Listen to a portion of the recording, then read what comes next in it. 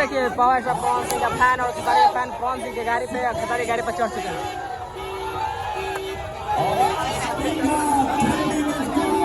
ये है जलवा खेसारी लाल यादव का।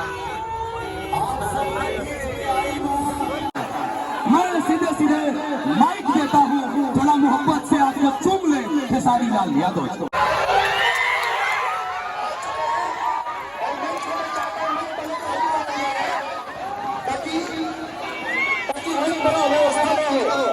और जितने भी हमारे जनता है, टीम मेंबर है, मैं उनसे आग्रह करूंगा कि सीधे सीधे सकुशल उन्हें मंच तक आप लोग लाइए।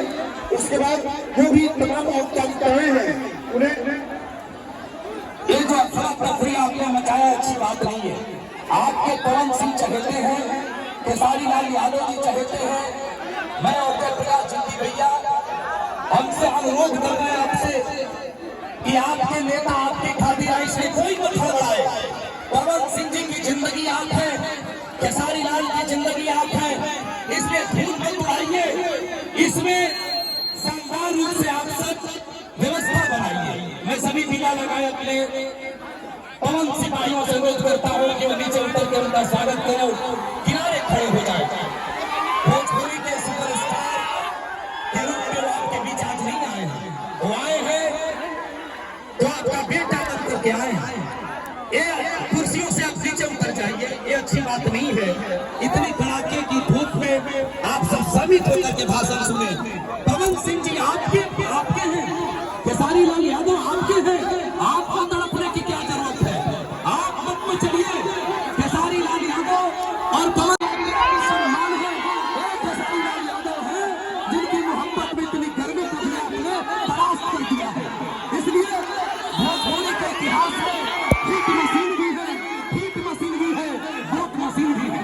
इसलिए ये चमकता कुंडल भोजपुरी के उत्थान का है।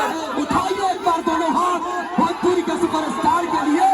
और पवन सिंह जी के छोटे भाई जिनके पिताजी ने आकर के नॉमिनेशन में गारंटेड कर दिया था कि मेरा बेटा आएगा तो काराकाट से पवन सिंह को जीतने के लिए कोई रोक नहीं सकता। मैं सीधे सीधे माइक देता हूँ, थोड़ा मोहब्बत से आपको चूम ले खेसारी लाल यादव।